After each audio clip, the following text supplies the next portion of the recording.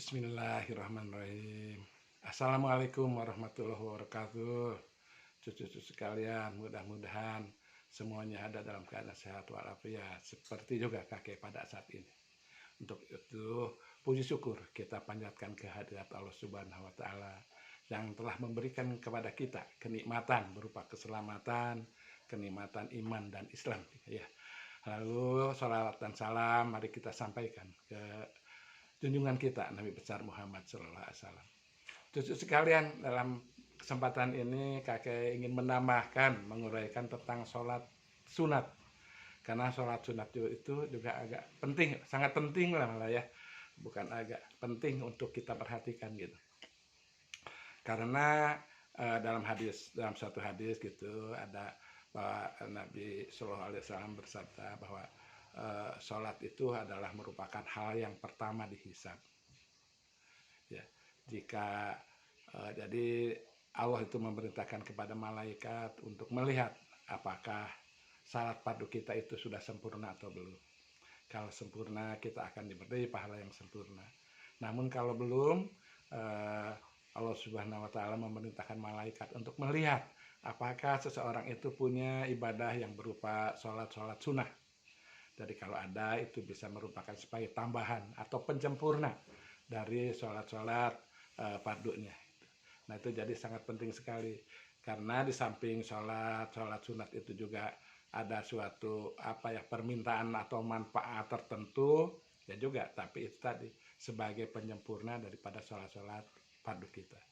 Ya, kita kemarin sudah bahas tentang masalah salat tobat. Ya, tobat nasuha itu udah kita bahas, lalu dulu pernah kita bahas juga sholat tahajud. Itu dua-duanya itu secara tersurat ada di dalam Al-Quran perintahnya yang nyata gitu. Lalu ada sholat sunat yang lain yang itu berdasarkan hadis-hadis Nabi, contoh-contoh dari Nabi. Yang pertama misalnya ada sholat masuk masjid, tahiyatul masjid, itu juga harus kita lakukan, karena ada pernah suatu ketika itu pada saat Kanjeng Nabi sedang berkhutbah, lalu ada seorang badui masuk, lalu badui itu langsung duduk. Nah, diperintah oleh Kanjeng Nabi supaya sholat dulu 2 rakaat. Itu sangat penting untuk tahiyatul masjid pada saat kita masuk. Lalu setelah itu ada sholat rawatib, sunat rawatib, yaitu sebelum atau sesudah kita melakukan sholat fardu. Jadi misalnya sebelum subuh, setelah masuk kita sholat tahiyatul masjid, lalu kita sholat sunat sebelum 2 rakaat, itu namanya sebelum subuh ya. Itu yang dinamakan rawatib tadi. Itu ada yang muakatnya, itu ada yang bilang 10, ada yang 12, itu sudah pernah kita bicarakan. Lalu ada yang lain-lain lagi, sholat sunnah yang berdasarkan waktu-waktu, misalnya sholat duha itu waktu siang. Lalu sholat ada sholat fajar, ada ya fajar itu. Nah ini sholat fajar itu ada beberapa juga perbedaan pendapat ya. Ada yang sholat fajar itu mengatakan itu adalah sholat subuh gitu. Tapi ada beberapa ulama yang mengatakan, dan kakek ikut itu, bahwa sholat fajar itu dilakukan sebelum adzan gitu, beberapa saat sebelum saatnya adzan ya. Itu 2 rakaat sholat sunnah fajar itu. Lalu ada setelah sholat subuh juga ada itu yang agak berbeda pendapat juga. Itu ada sholat isyraq. Sholat isyraq itu adalah sholat setelah terbitnya matahari, tingginya sepenggalah, baru kita sholat isyraq. Atau bisa dinamakan juga sholat duha itu ya. Jadi awal duha itu, tapi sholat isyraqnya itu pas begitu selesai matahari terbit sepenggalah, sholat isyraq. Nah itu sholat isyraq kalau melihat hadisnya pahalanya itu bagus gitu, karena pahalanya adalah akan diberikan pahala sebagaimana orang umroh atau haji yang sempurna gitu.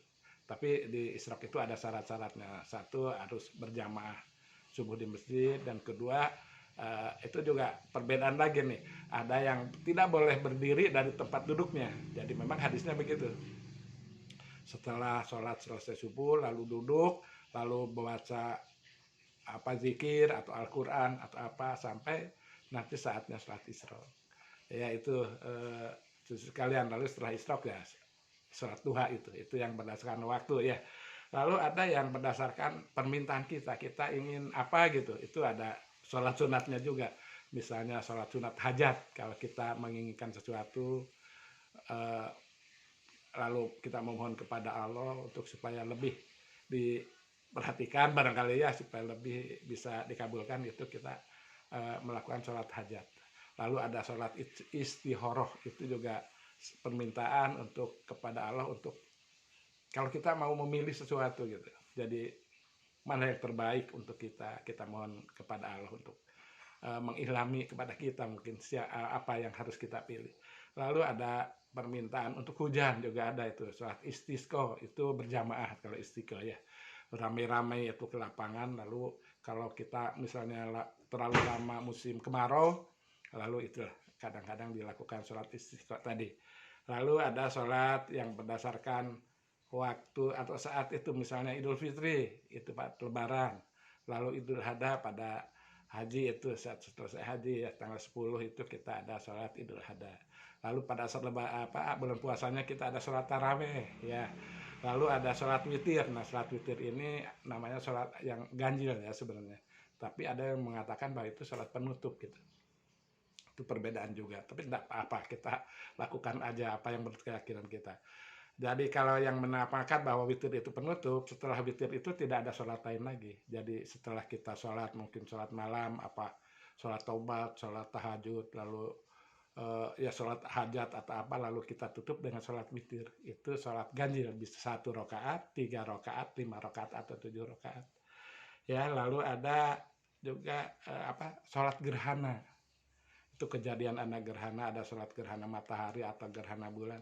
Kita itu ada kadang-kadang ada pengumuman dari masjid bahwa suatu ketika akan dilakukan sholat gerhana atau sholat gerhana matahari atau bulan gitu. Itu agak lain itu karena rukunya 2 kali, nanti bisa dipelajari lagi tuh. Itu yang perbedaan dengan sholat-sholat lain. Tapi kalau yang sholat lainnya sih seperti biasa aja. Lalu ada sholat juga yang khusus, yaitu sholat jenazah ya, menyembahyangkan orang meninggal. Itu sebenarnya hukum awalnya itu adalah fardu kifayah. Jadi harus ada yang menyolatkan. Jadi kalau tidak disolatkan di satu kampung, ya satu kampung itu sudah berdosa. Tapi begitu ada yang menyolatkan, sifat hukumnya berubah menjadi sholat sunnah gitu. Itu ya, ada untuk pengetahuan saja. Tadi banyak jenis-jenisnya sholatnya itu yang kalau bisa sih dilakukan semua misalnya ya. Tapi kalau tidak ya kita dipilih-pilih, misalnya yang ya minimal sholat tobat, sholat tahajud itu kita laksanakan. Lalu sholat witir ya, witir itu penutup dari tahajud, itu kita witir sebelum subuh. Lalu setelah itu ada sholat duha juga sholat mu'akad, meskipun juga ada perbedaan dengan orang-orang ya antara ulama dengan ulama satu. Tapi cobalah kita cari yang menurut kita yakin, cari sumbernya, cari hadisnya, Bukhari, Muslim atau Tirmizi atau Abu Dawud atau siapalah pokoknya yang banyak itu buku-bukunya yang sebagai ulama-ulama yang memang menerbitkan buku tentang tafsir itu, tentang hadis-hadis itu ya. Jadi gitu cucu-cucu sekalian, mudah-mudahan itu tadi dapat bermanfaat. Ya, sekali lagi laksanakan sebagian sholat-sholat sunat itu, karena itu ada merupakan penyempurna daripada amalan salat fardu kita. Karena kakek yakin bahwa salat fardu kita belum tentu semuanya sempurna. Ya, kita itu itu termasuk tadi kita kadang-kadang lupa, kita kadang-kadang kita ketinggalan atau bacaannya salah dan lain-lain. Mudah-mudahan semuanya diampuni Allah, diterima Allah, sehingga kita bisa mendapatkan pahala lah ya. Mohon maaf, sebab pahala nanti kita dapat di surga, duduk di surga itu, masuk surga. Ya, karena itulah mungkin cita-cita kita dalam perjalanan ini. Kan di dunia ini kan tahu ya bahwa hanya sementara, lalu kita nanti akan mati gitu ya, atau kiamat, mana yang hanya Allah yang tahu. Setelah itu baru kita akan dihisab apakah kita amal-amal kita lebih banyak daripada kejelekan-kejelekan, keburukan-keburukan kita. Nah itu, mudah-mudahan dengan sholat sunnah itu menjadikan tambahan untuk amal kita. Bahkan itu tadi sebagai penyempurna dari sholat-sholat fardu kita. Ya, demikian cucu sekalian. Sekali lagi, mudah-mudahan kita selalu dalam perlindungan Allah Subhanahu wa taala, selalu mendapat hidayahnya, selalu dapat melaksanakan ibadah-ibadah dengan ikhlas, dengan ringan gitu ya, karena kita harus memohon kepada Allah. Apapun kita memohon kepada Allah, kita mau apapun juga ya. Demikian kita doa dulu ya. Subhanallah, bismillahirrahmanirrahim. Subhanakallahumma bihamdika asyhadu an la ilaha illa anta astaghfiruka wa atubu ilaik. Wassalamualaikum warahmatullahi wabarakatuh.